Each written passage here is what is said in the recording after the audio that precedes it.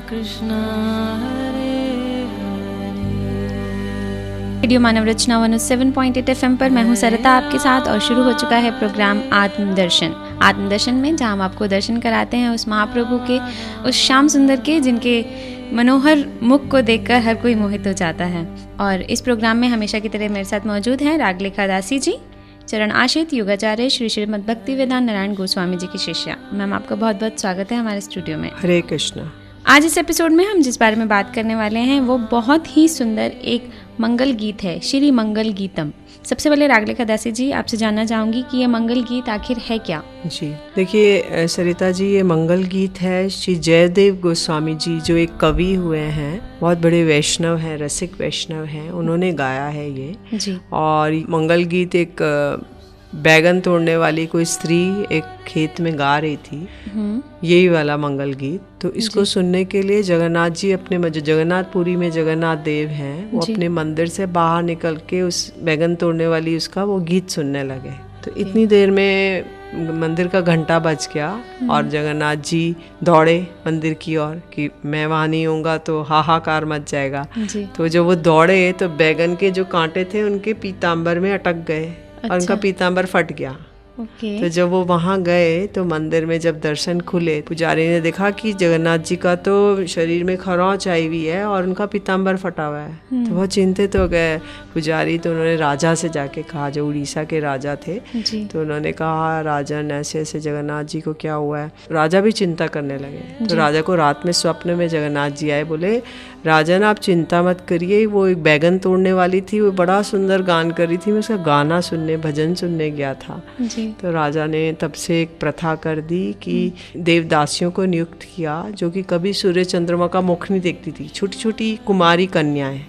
तो वो लोग जगन्नाथ जी के लिए गाती थी जगन्नाथ मंदिर में, उनको इसी गीत से उठाया जाता है और इसी गीत से सुलाया जाता है जगन्नाथपुरी में। तो इसलिए परम मंगल गीत मतलब जिसको सुनने से हमारा परम मंगल होगा।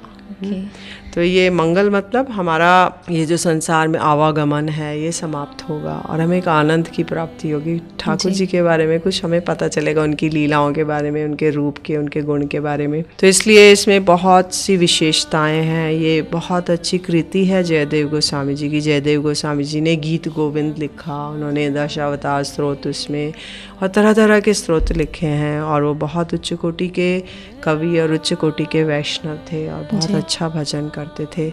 एक बार जयदेव गोस्वामी जी भजन करते करते अपनी झोपड़ी का बना रहे थे। तो उनकी पत्नी पद्मावती उनको एक एक कुशा पकड़ा रही थी, घास के, वो तिन के बैम्बू स्टिक्स।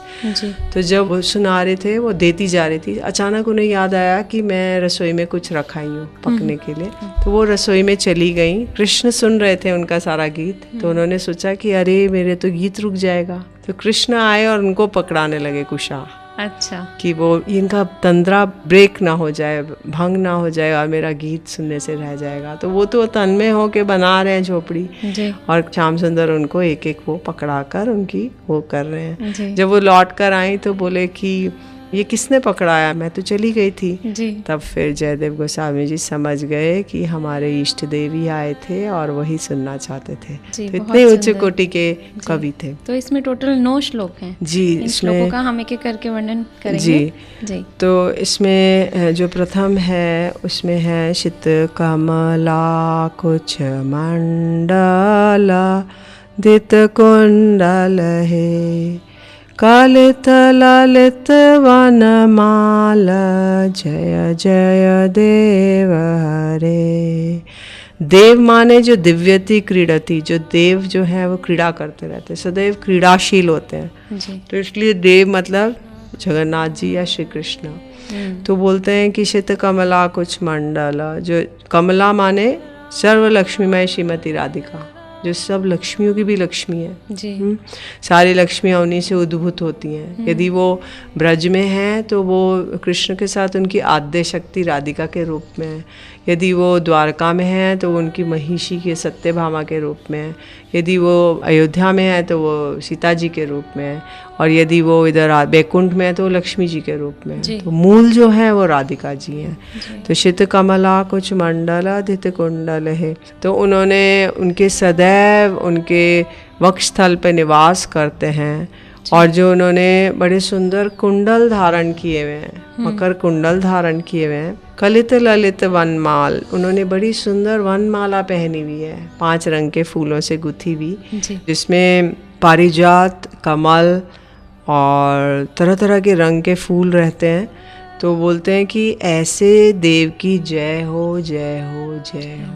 उसके बाद नेक्स्ट उसमें बोलते हैं दिनमणि मंडल मंडना भव खंडन है, मुनिजन मानस हंस जय जय देव हरे।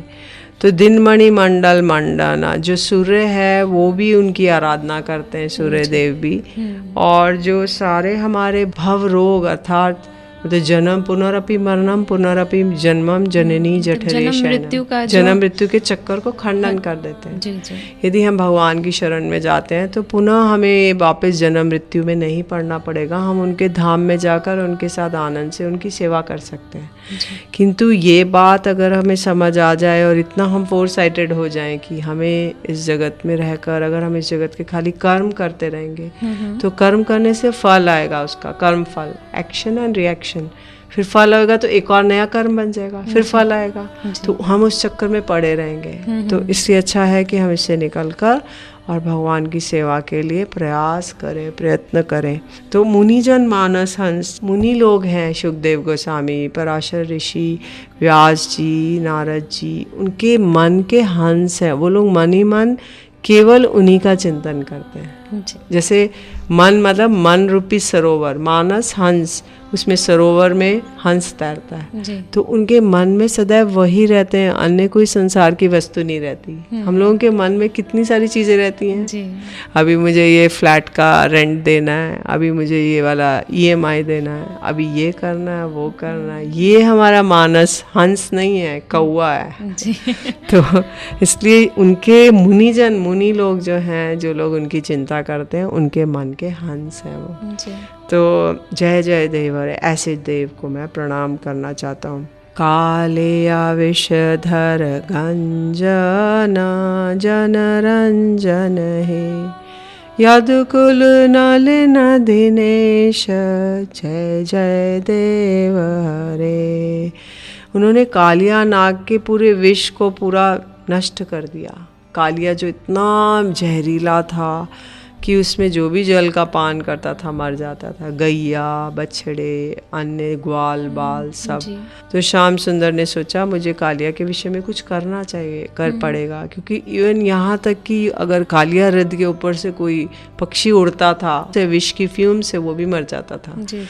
तो इसलिए कालिया को विष को हरण करने के लिए उसमें वो कूदे, ऊपर कदम के वृक्ष पे चढ़े और कूदे उस जल में, जानबूझ के उन्होंने अपनी गेंद वहाँ फेंकी और उसको लेने के बहाने और उन्होंने अपना फेटा बांधा, पीतांबर फेटा बांधा कमर पे। और कालिया ने देखा कौन मेरे जल में आ गया है, तो तुरंत उसने आंखें खोली और अपना उनके साथ लड़ने लगा।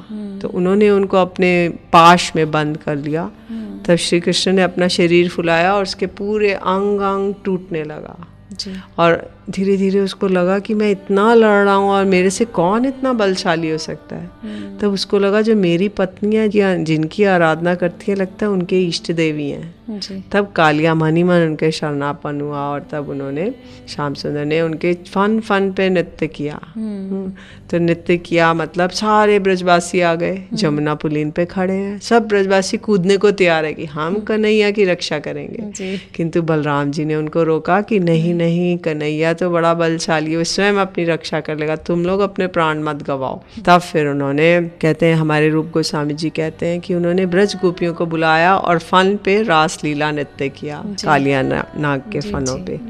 तो कालिया के विष को हरण कर लिया। जनरंजन, ब्रजवासियों को बड़ा आनंद प्रदान किया। ब्रजवासी बड़े प्रसन्न हो गए कि हमारा कन्हैया तो जीवित है। पहले उन्होंने सोचा एक सांप ने पकड़ लिया, वो उसको मार डालेगा। लेकिन जब उन्होंने देखा कि वो हष्ट पुष्ट अपना नृत्य कर रहे हैं और कालिया कुछ नहीं कह रहा है, तो बड़े प्रसन्न हो गए। इसलिए जनरंजन है, मतलब ब्रजवासियों को आनंद प्रदान किया। यदुकुल नलिन दिनेश, यदुकुल के जो वो हैं वो एक सूर्य स्वरूप हैं, ऐसे देव को हम, कमल स्वरूप हैं, सूर्य स्वरूप हैं, ऐसे देव को हम प्रणाम करना चाहते हैं। मधुमोर नरक विनाशन जय गरुड़ासन है, सुरकुल केली निधान, जय जय देव हरे। मधु मोर मतलब मधु दैत्य को उन्होंने मारा। मधु दैत्य एक दैत्य था जो मधुपुरी में रहता था, मधुबन में रहता था। उसको मारा। उसका पुत्र था लवणासुर, उसको भी मारा। और मधु मुर दैत्य को मारा, जो कि सोचता था कि मैं सबसे ज़्यादा बलशाली हूँ। तब उसको वरदान मिला कि ये जिसको भी स्पर्श करेगा वो फट जाएगा। तब भगवान ने उसको स्वयं उसने अपने हृदय पे हाथ रखा और वही स्वयं मर गया। तो मधुमोर नरकासुर एक ऐसा असुर था जिसने 16,000 राजकुमारी को कैद कर रखा था और फिर उनकी कैद से उन्होंने छुड़ाया और इसका वध किया। तो इसलिए नरक विनाशन है गरुड़ासन है। इन्होंने गरुड़ के ऊपर बैठ के सवारी करते थे। गरुड़ासन, गरुड़ के ऊपर आसन बिछा के उसके ऊपर इधर उधर घूमते थे। तो गरुड़ासन है। ऐसे देव सुरकुल केली निधान, जो सुरकुल है माने जो देवता लोग हैं, उनको केली को उनको अपनी विभिन्न प्रकार की केली दिखाते हैं, उनको आनंदित करते हैं। क्योंकि असुरों को नष्ट कर देते तो देवता लोग बड़े आनंदित हो जाते हैं और वो लोग अपनी पुष्प वृष्टि करते हैं आकाश से। तो ऐसे उनको करने वाले देव की मैं जय करता हूँ, जय करता हूँ, प्रणाम करता हूँ जी। बहुत सुंदर। बहुत सारे असुरों का उन्होंने नाश किया। अपने ब्रजवासियों को ही नहीं, देवी देवताओं को भी उन्होंने बहुत ही प्रसन्न किया। बहुत सुंदर मंगल गीत है, बहुत ही आनंद आ रहा है। लेकिन अभी वक्त हो चला एक छोटे से ब्रेक का। सुनते हैं एक प्यारा से भजन, फिर लौट कर आते हैं। जारी रखेंगे मंगल गीत की और भी श्लोकों की व्याख्या आपको सुनाएंगे। लेकिन आप कहीं नहीं जाएं, जुड़े रहें रेडियो मानव रचना 107.8 FM के साथ। प्रोग्राम आत्मदर्शन में रागलेखा दास जी के साथ बातें जारी रहेंगी। Feel good, feel live.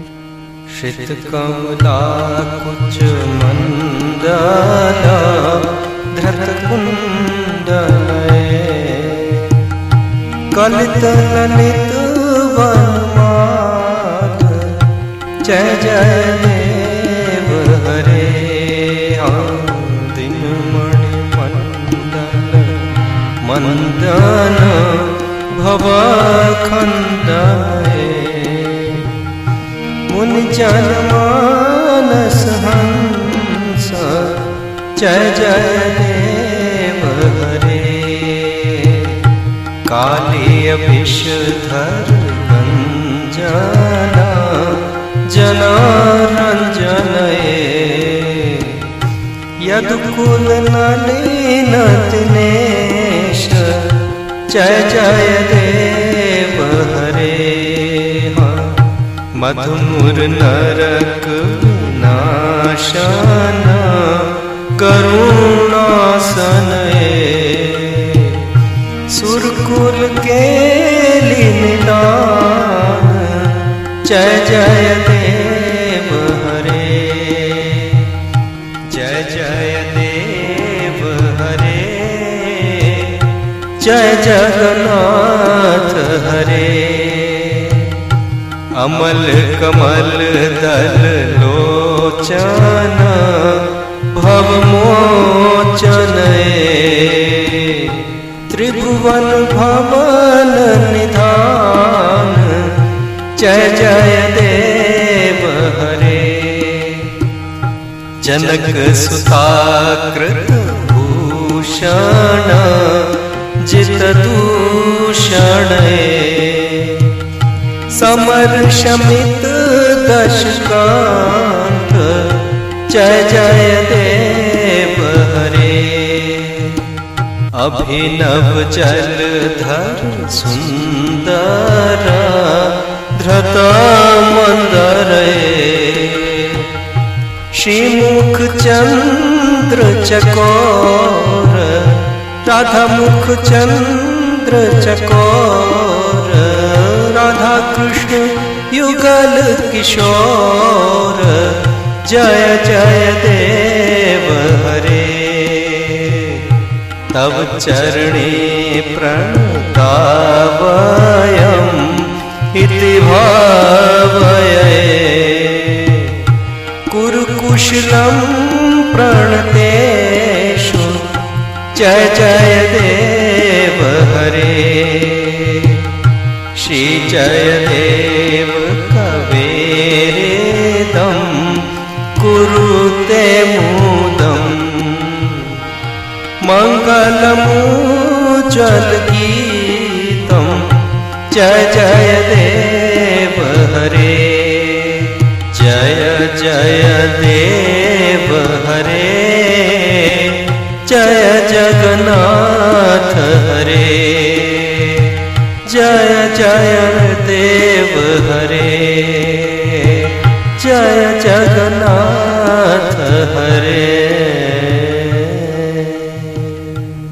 Hare Krishna,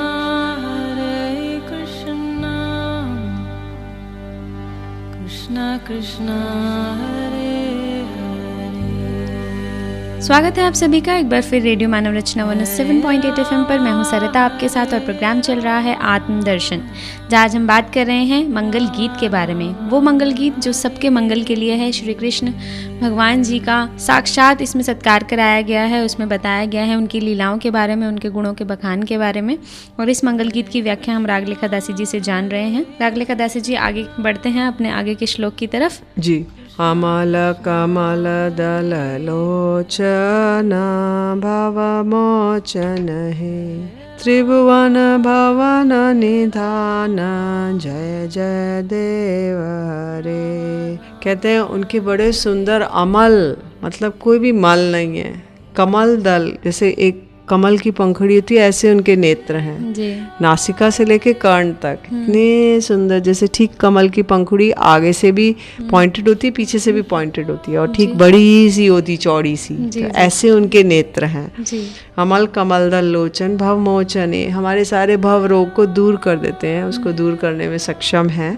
और त्रिभुवन भवन निधान, तीनों त्रिभुवन मतलब भू भुव स्वः या फिर भूलोक या फिर वैकुंठ लोक और ब्रज लोक, सारे उनको निधान कर देते हैं। ऐसे देव की जय हो जय हो जय हो। तो इसलिए सब लोग उनके ऊपर निर्भर करते हैं कि ये हम पे कृपा करेंगे तो हम पे कृपा होगी। जैसे कि एक इंडिया में रहते हैं हम, इंडिया के प्रेसिडेंट पे वो करते हैं कि इंडिया के प्रेसिडेंट या प्राइम मिनिस्टर हम पे कर दे, अगर वो प्रसन्न हो जाए हमसे तो हमारे सारे काम बन जाएंगे। तो ऐसे ही त्रिभुवन भवन, सारा भुवन उनकी तरफ देखता है कि कब उनकी कृपा दृष्टि हो जाएगी तो हमारा कल्याण हो जाएगा। सारे देवी देवता, सारे लोकों के निवासी इन्हीं के ऊपर निर्भर करते हैं। जनक सुताज कृत भूषण जित दूषण हे समर शमित दस कंठ जय जय देव हरे। जनक सुता कृत भूषण, जनक सुता माने जनक महाराज की जो पुत्री सीता देवी, क्योंकि राधिका जी का ही प्रकाश है वो।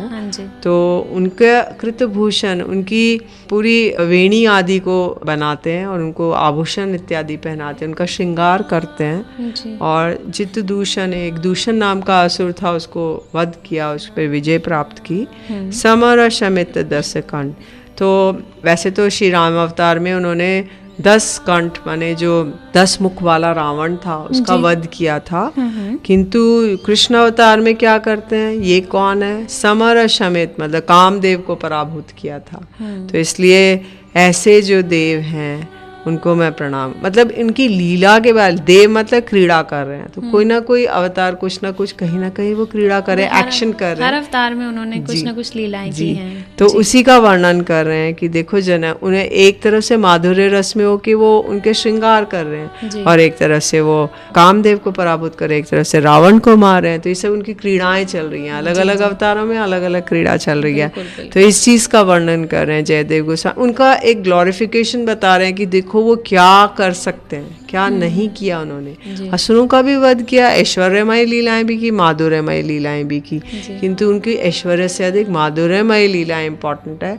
माधुर्यमय मतलब क्या, ह्यूमन लाइक पास टाइम्स, मतलब मनुष्यवत लीलाएं, जैसे कि एक ऑर्डिनरी मनुष्य करेगा। छोटे से बालक बने, माखन चोरी कर रहे हैं, यशोदा मैया उन्हें लालन कर रही है, पालन कर रही है, मैया के गर्भ से जन्म लिया, एक मनुष्य जैसे, ग्वालों को, जिससे पता ना लगे वो भगवान है। अगर वो केवल चतुर्भुज होके बैकुंठ जैसे लेटे रहेंगे शेष शैया पे, तो सब प्रणाम करेंगे कि ये तो भगवान है। तो उससे ज़्यादा इम्पॉर्टेंट उनकी ये माधुर्यमय लीला जो कि ब्रज की लीलाएं हैं, ये टॉप मोस्ट हैं, और ऐश्वर्यगत लीला उससे निम्न कोटि, उससे नीचे कोटि की हैं। तो किंतु ब्रज में केवल माधुर्यमय प्रधान है और बैकुंठ में ऐश्वर्यमय लीला प्रधान है। तो दोनों का अलग अलग है। तो एक उनका ब्रज उनका पूरा निज का घर है, बेडरूम है, और जो बैकुंठ है उनका ऑफिस है। तो ऑफिस में आते हैं सूट बूट पहन के, बैग लेके, ऑ एंड रेवरेंस, सब सलाम करेंगे। तो ऐसे उनका बैकुंठ ऑफिस है, लेकिन उनका निज का घर है ब्रज, गोकुल ब्रज वृंदावन। फिर बता रहे हैं अभिनव जलधर सुंदराधित मंदर श्री मुखचंद चकोरा जय जय देव हरे। अभिनव जलधर सुंदर, नवीन बादल के जैसे उनका कॉम्प्लेक्शन है, नया नया बादल बना है वैसे लाइट ब्लू कलर के, क्योंकि अगर वो डार्क हो जाता है तो ग्रे कलर का हो जाता है, तो ग्रे तो बड़ा डर्टी कलर है।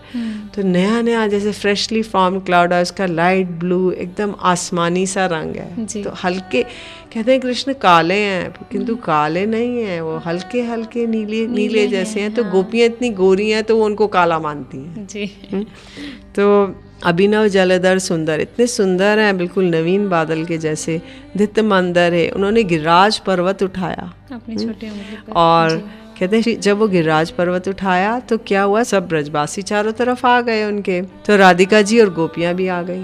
तो उन्होंने श्रीमुख चंद गिरिराज उठाया और बाईं ओर अपने कटाक्ष से राधिका जी की ओर देखते जा रहे हैं। तो श्रीमुख चंद्र, जो मुखचंद है राधिका जी का, उसके चकोर बन गए। तो ऐसे देव की हम जय करते हैं, जिन्होंने गिरिराज धारण किया, जिनका सुंदर कॉम्प्लेक्शन है। तो जिन्होंने ये वाली गिरिराज धारण की लीला की, क्योंकि लीलाओं का वर्णन चल रहा है तो इसलिए ये वाली लीला को हाईलाइट कर रहे हैं कि ये वाली लीला करके उन्होंने श्रीमुख चंद्र चकोर। फिर तव चरणे, अब इसका बता रहे हैं यदि हम उनके चरणों में प्रणत होंगे तो क्या हमें लाभ होगा। तव चरणे प्रणतावया मिति भावय हे कुरु कुशलम प्रणतेषु जय जय देव हरे। यदि हम उनके चरणों में प्रणत होंगे, प्रणत माने शेल्टर लेंगे, शरणागत होंगे, तो क्या होगा, हमारा भव बंधन दूर हो जाएगा, हम जन्म मृत्यु के चक्कर से छूट जाएंगे। और क्या होगा, कुरु कुशलम, क्या करेंगे, वो हमारा कुशल करेंगे, हमारा जो भी प्रणत होगा उसका कुशल करेंगे, मंगल करेंगे। मंगल क्या है, मंगल यही नहीं है कि हमें एक अच्छा सा फ्लैट मिल जाए, अच्छी पत्नी मिल जाए, पति मिल जाए, अच्छे बच्चे मिल जाए, हमारे सारे मनोकामनाएं पूर्ण, ये मंगल नहीं है हमारा। वास्तविक मंगल है जो हमारी आत्मा का मंगल हो। तो वास्तविक मंगल है जब हम सारे त्रिताप सब कुछ उससे जन्म मृत्यु के चक्कर से छूट के भगवान की सेवा में लग जाएंगे। वो इटर्नल है, ऑलवेज रहेगी, वो है कुशल मंगल हमारा। तो उस सेवा में लगा देंगे हम। तो हमारे गुरु महाराज कहते थे असली कुशल मंगल जब है, जब हम राधिका जी के पाल्यदासी अर्थात उनकी सेवा में नियुक्त हो जाएंगे, तो वो है हमारा असली कुशल क्षेम मंगल। वो परमानेंट है, इटर्नल है, कभी नष्ट नहीं होगा। हर जन्म में नया पति मिलेगा, नया नाम होगा, हर जन्म में नए माता पिता मिलेंगे, हर जन्म में नए भाई बहन होंगे, नया कुटुंब होगा, लेकिन सबको छोड़ के हमें जाना पड़ेगा, नई यात्रा करनी होगी। फिर नया गधा घोड़ा और चींटी हाथी चिड़िया सब बनते जाएंगे। तो कभी गधे के घर में आना पड़ेगा, कभी क्रोकोडाइल के घर में आना, ऐसे करके घर बदलते रहेंगे। कितना यातना है, कितना कष्ट है, 84 लाख योनियों में हमें ट्रैवल करना पड़ेगा। तो ये बड़ा ही कोई विशेष ब्रह्मांडे भ्रमिते कोनो भाग्यवान जीव गुरु कृष्ण कृपा पाए भक्ति लता बीज। इस ब्रह्मांड में भ्रमण करते करते ऊपर नीचे 14 लोकों में भ्रमण करते करते गुरु और कृष्ण की कृपा होगी तो वो भक्ति लता बीज उसके हृदय में गुरु वपन कर देंगे, जिसके द्वारा वो इस चीज़ को पढ़ेगा। गुरु उसको क्या बोलेंगे कान में, हरे कृष्णा कृष्ण कृष्ण हरे हरे, हरे राम राम राम हरे हरे। गुरु उसको ये मंत्र देंगे जिसके द्वारा वो इस संसार से बाहर हो सकता है। फिर इसकी फलश्रुति बता रहे हैं, जयदेव गोस्वामी जी कह रहे हैं, इन्होंने अपना नाम दिया है श्री जयदेव कवेरीदम कुरुते मोदम मंगलमोज्ज्वल गीतम जय जय देव हरे। तो कह रहे हैं जयदेव गोस्वामी जी, मैंने ये जो मंगल गीत लिखा है इससे हमारा आनंद वर्धन हो और श्री कृष्ण का भी हो और हम जो गान करें हमारा भी हो, उनका गुणगान करके। क्योंकि जीव का मंगल जब ही है जब ही हम भगवान का कुछ गुणगान श्रवण करें या कीर्तन करें मुख से। तो कह रहे हैं वो तो उनके कर्ण को तो आनंदित करेगा ही करेगा, मेरी वाणी पवित्र हो जाएगी। ऐसे मैंने मंगल मुज्ज्वल, इतना सुंदर मंगल और उज्ज्वल गीत गाया है। क्योंकि श्री कृष्ण के नाम रूप गुण लीला का जो कीर्तन है, गीत है, वही मंगल करने वाला है। अन्य जो हम संसार की वार्ता करेंगे वो हमारा मंगल कदापि नहीं कर सकते। तो इसलिए ये उज्ज्वल गीत गाया है, ऐसे देव की जय हो जय हो जय हो। जी, बहुत ही सुंदर मंगल गीत की आज हमने व्याख्या की, इनका गुणगान किया। जो श्री कृष्ण हैं, जो हमारे हरे मुरारी हैं, उनके जो गीत हैं, उनका जो एक गीत इतना सुंदर गीत है, उनके सारे गुणों का बखान करता है। उन्होंने सबका भला किया है और हमेशा करते रहेंगे। जो दिल से, हृदय से उनके चरणों में शरणागत हो जाता है वो इस जन्म मरण के बंधन से हमेशा के लिए मुक्त हो जाता है। यही इस मंगल गीत में उनका बखान करते हुए हमें रागलेखा दासी जी ने समझाया। बहुत ही आनंद आया। रागलेखा दासी जी, आपका बहुत बहुत शुक्रिया कि आपने इतना सुंदर गीत हमें इतने प्यारे शब्दों में समझाया। हरे कृष्ण। आज प्रोग्राम आत्मदर्शन में बस इतना ही। अगले एपिसोड में फिर आपसे मुलाकात होगी। कुछ जानेंगे हम श्री कृष्ण की लीलाओं के बारे में, उनके गुणों के बखान के बारे में। लेकिन अभी के लिए मुझे दीजिए इजाज़त और सुनते रहिए रेडियो मानव रचना 107.8 FM पर आने वाले और भी प्रोग्राम्स को। Feel good, feel live, feel good, feel live, feel good, feel live, feel good,